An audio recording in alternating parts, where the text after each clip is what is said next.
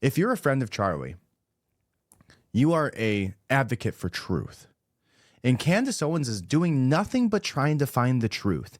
Even if you disagree with her on several points, if you're at turning point, right? Even if you feel somewhat attacked, if you're Mike and Rob McCoy, right? Rightfully, because you should be attacked. But even if that's the case, wouldn't you find this weird? And wouldn't you be thankful that Candace is doing these things?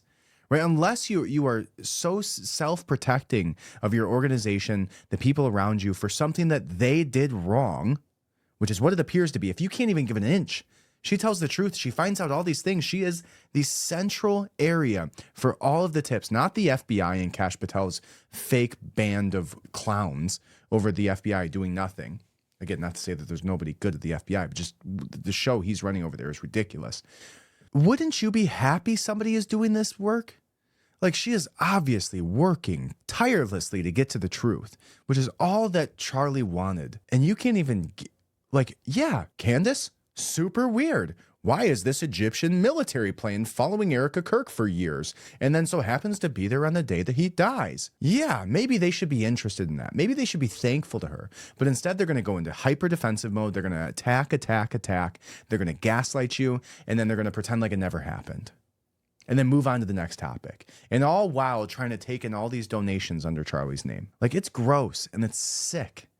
And to her point, like, nothing? None of the things that she's referencing, you're thankful that she found? Then that in and of itself is suspicious. Super suspicious. And when it comes to these Egyptian flights, the math on this is indisputable. There is less than a 0.000000001% probability, okay, under random distribution models, that these Egyptian planes coincidentally landed around Erica at these times. Like I said, this plane was not just with her in America. It was also tracking her overseas as well. I flagged this because I was alarmed because I thought it was tracking Charlie. And I'm telling you that this plane, in addition to Charlie, and primarily actually was tracking Erica. Now, let's get to the day of the assassination. Now, it makes it a little bit more interesting when people have questions about Erica. Right? Was Erica the target? Why would they be tracking Erica? Why would they be following her for years on end? Why were they there on that day? Is Turning Point familiar with it? It seems like Candace believes that they will, and there's no way that they wouldn't be.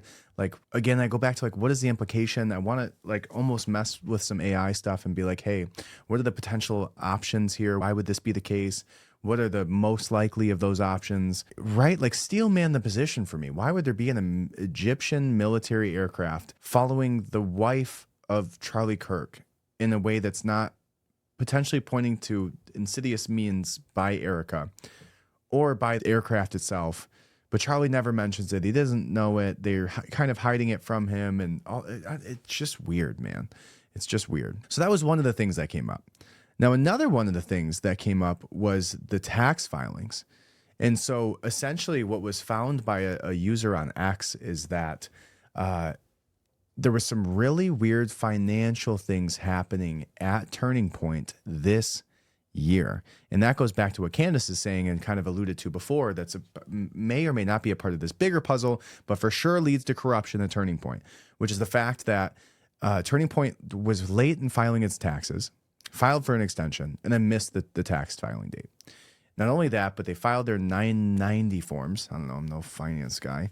And from that, didn't list their 3 separate entities, which is super weird. Not only that, but the employee count at Turning Point went way down, but the payout for salaries went a fair amount up, which led the belief to there being ghost employees. Now, if you don't know anything about ghost employees, what people like, a ghost employee is essentially the idea that you put somebody on payroll who never shows up to work. And it's a way that you can kind of like pay somebody off or like kind of implant government embedded people into organizations, or like there's all this weird shady stuff that's happening from the financial perspective. And that goes back to why was Charlie implementing a internal Doge where he believed he was concerned not only with where the money was going, but where the money was coming from. And so he seemed to have a lot of questions about the finances at Turning Point. A lot of questions. Now, again, there was a good post by somebody, Harrison, somebody on X, who talked about the likelihood that the finances are tied to the assassination just doesn't make sense, because if you're trying to cover up the finances, you're not going to do it by assassinating the leader. And if that's the case, you're going to draw more attention to it. And the point of the shooting was to make it public and to actually like send a message. It wasn't to like, you know, you could poison them and it'd be way less crazy, right? It drew a lot of attention to it. It was a message, right? Which makes the Israel thing way more likely than the internal whatever. Now, where she gets into some more conversations is the Cavalry Church, which is a like offshoot of the hippies, and what happened, like the kind of like growth from MK Ultra. Like again, all these things coming together at one time is just the wildest, craziest conspiracy situation in real time. Again, like we live in such an interesting reality. It's crazy. And so there's more to come. She's come up with some really crazy stuff. She even listed the license plates of the cars that the Egyptian military rented. And now what she can do is she can go and actually do a Freedom of Information Act request to the flock cameras in the area with those license plates and see if they were around the campus at the time. And that's what's coming next with Candace Owens. Shit's about to go down. And it gets crazier and crazier every day, every day. More tips, more interesting information, more ties, more weirdness happening at Turning Point. So I guess we'll see. Time will tell. Hopefully I can find some time to put that stuff together because I think it'd be really interesting just for my own sake. I'm glad I'm back. Love to hear that stuff too. Share the podcast. I mean, literally, it's the only way that this thing grows. And yeah, I would appreciate it. Leave a 5-star review. If you haven't left one already, I see you. This is for you. I'm talking. Hey, I'm talking. Everybody else go. You can leave. You can pause.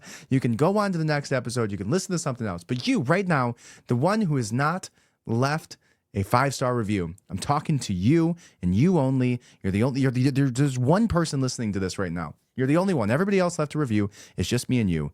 They're gone. So let's talk. Hey, buddy. Thanks for listening. I appreciate you, man. But if you could, I would appreciate you leaving me a 5-star review. I didn't mean for that to rhyme, but I would appreciate it. You're the only one here. You're the only one left. It's just me and you in this room right now. And all I ask is for you to leave a 5-star review.